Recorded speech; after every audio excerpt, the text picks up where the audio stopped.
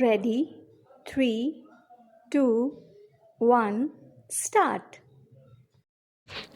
भारत के भूतपूर्व प्रधानमंत्री इंदिरा गांधी की मदद से उन्होंने सन 1979 में राजनीति में प्रवेश किया, जब वे कांग्रेस टिकट पर राज्यसभा के लिए चुने गए। धीरे धीरे वे इंदिरा गांधी के खास बन गए और सन 1973 में केंद्रीय मंत्रिमंडल में भी शामिल कर लिए गए। सन 1975 से 1977 के आपातकाल के दौरान उन पर ज्यादती के आरोप भी लगे। कई मंत्रालयों में काम करने के अनुभव के बाद प्रणव 1982 से 84 तक देश के वित्त मंत्री रहे। सन 1980 से 1985 तक वे राज्यसभा में सदन के नेता रहे। इंदिरा गांधी के हत्या के बाद प्रणब मुखर्जी को प्रधानमंत्री पद का सबसे प्रबल दावेदार माना जा रहा था, पर राजीव गांधी के प्रधानमंत्री बनते ही प्रणब को हाशिए पर कर दिया गया।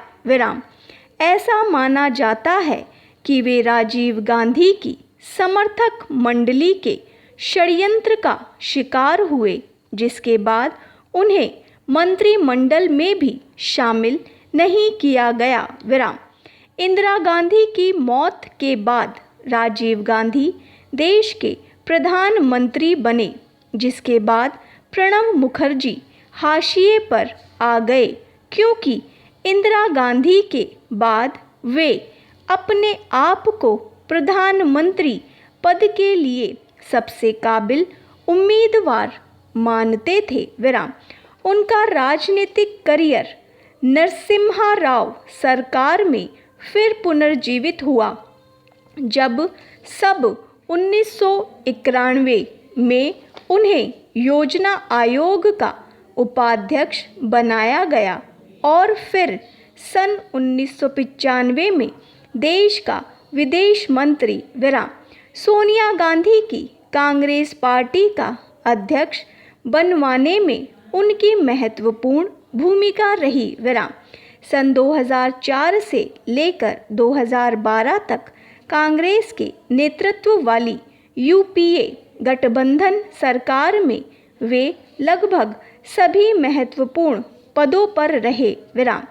सन 2004 में प्रणब ने पहली बार लोकसभा के लिए चुनाव लड़ा और पश्चिम बंगाल के जंगीपुर संसदीय क्षेत्र में जीत हासिल की।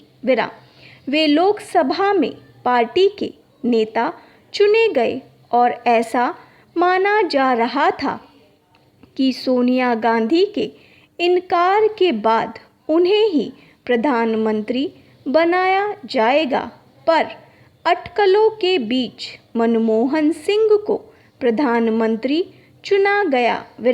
सन 2004 से लेकर 2012 में राष्ट्रपति बनने तक प्रणब मुखर्जी यूपीए गठबंधन सरकार में कई महत्वपूर्ण भूमिकाओं में नजर आए। इस दौरान वे देश के रक्षा, वित्त और विदेश मंत्री रहे। इसी दौरान प्रणब मुखर्जी कांग्रेस संसदीय दल और कांग्रेस विधान दल के मुखिया भी रहे। स्टॉप।